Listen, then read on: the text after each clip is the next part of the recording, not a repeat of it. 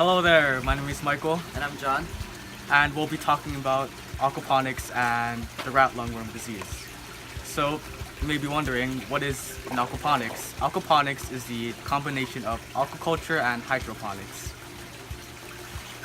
Early aquaponics were used 800 to 1000 years ago by the Aztecs Indians in Central America. They had raft systems and lakes filled with fish, and their rafts were called chinampas. And here's a fun fact, in Asia, aquaponics has been very popular for many centuries. In the 1980s, modern aquaponics were used by the cruise ship industry in the Caribbean as a way to grow fresh vegetables. What makes up an aquaponic? So the aquaponic we use includes a fish tank, a pump, and a grow bed. The water fills and drains using the bell siphon.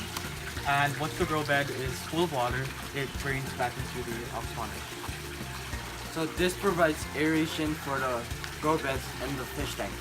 So the pump runs 24/7 and it's very energy efficient. You could also run on solar if desired. So for the daily care of the aquaponic, we check if the pump is on, We then check if the water flow is equal in each grow bed. and then we clean the filters. And of course, we also feed the fish. And then we amend the plants if needed. So we grab a sample of the water from the aquaponic system and we dip this strip in and wait 30 to 60 seconds. And by using this chart, it would help us describe the quality of the water. But right now we're checking the pH, which is the bottom side of the chart. And using the chart, you can see that the water is acidic, which we'll have to fix later on. So for our next weekly checkup, we check to see if there are any snails or slugs, which are potential carriers of the rat lungworm disease. And we do this by flooding the grow bed, which we do that by taking out the bell siphon and by adding a extension pipe to the standpipe. Earthworms, which you have in the system, are very beneficial to it. So they could breathe underwater, but the snails and slugs, they can't. So once we flood the grow bed, we'll possibly see snails or slugs crawling out of the grow bed. So what I'm doing here is I'm using the flood levels to tell the high and low points of the cinder. So that tells me that if one point's higher than other, that it's not leveled out. So by doing this, it's very easy to level out the cinder. So we check the plants and thin and harvest as needed. But right now we just replanted, so we are just checking the health of the plant. Oh, hey there! I didn't see you. So here are some of the sprays we use on a weekly basis to prevent the rat lungworm disease or to control any other pests. And we have Azamax here, which is a natural pesticide. And we have Monterey BT, which is a biological weapon to kill caterpillars and slugs. And here we have wettable sulfur, which controls mildew or other pests. So these are some natural crust oyster shells which we put into the system to raise its pH. And we have iron here, which is one of the most important things we put in aquaponic because it makes everything green and it actually comes off from the ground looking like this. So for a monthly basis, we create a barrier around the aquaponic, and first thing we spray and create a barrier of water around it. And we have sluggo here, which attracts, and it has an ingredient that attracts and kills the pseudo snail and other slugs. And here we have the diatomaceous earth, which are crushed up ancient shells which will cut up any snail or slug that comes near to it.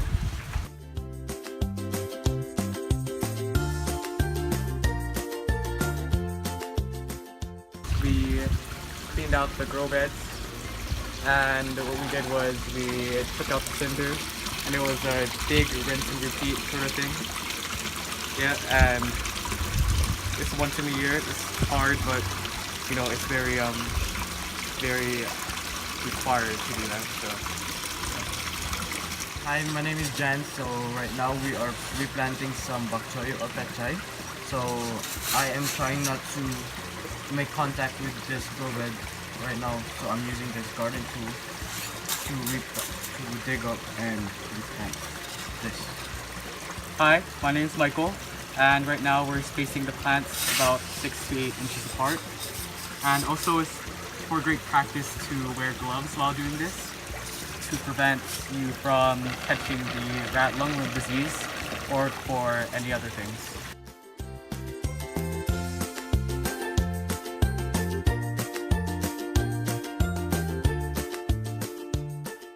So in bucket gardening and soil gardening, we use the same principles we used in the aquaponics. We create a barrier of diatomaceous earth and sluggo at the perimeter of your garden. The use of buckets are helpful in controlling water, soil conditions, and pests in soil farming.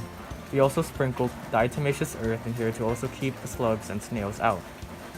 We carefully observe any snail or slug activity by going out to your garden at night and removing them.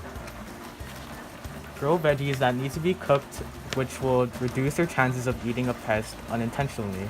The rat lungworm disease affects the brain and spinal cord. It is caused by a parasitic nematode, and the adult form of A. cantonensis is only found in rodents. However, infected rodents can pass larvae of the worm interspecies.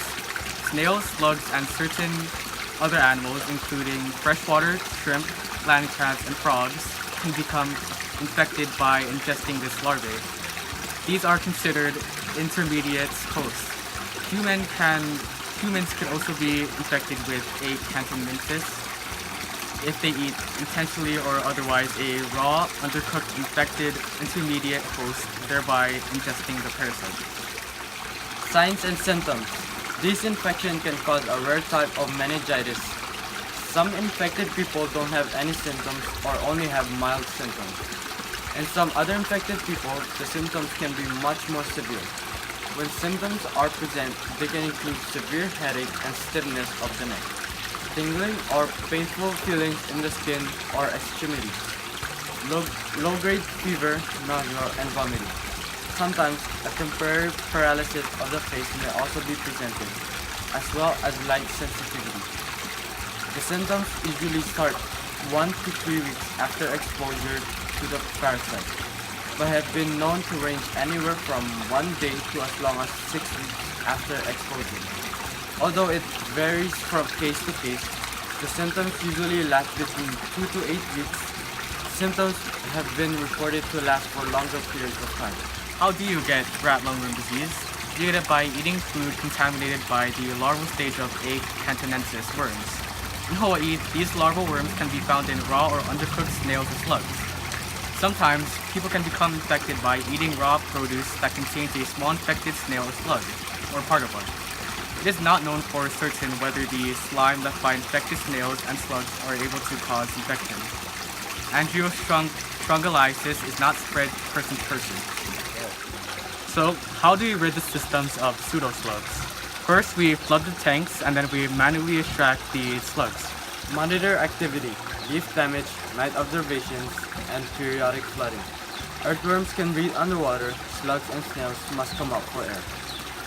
We then create a barrier around the systems and gardens of diatomaceous earth and sluggo to keep out of the system.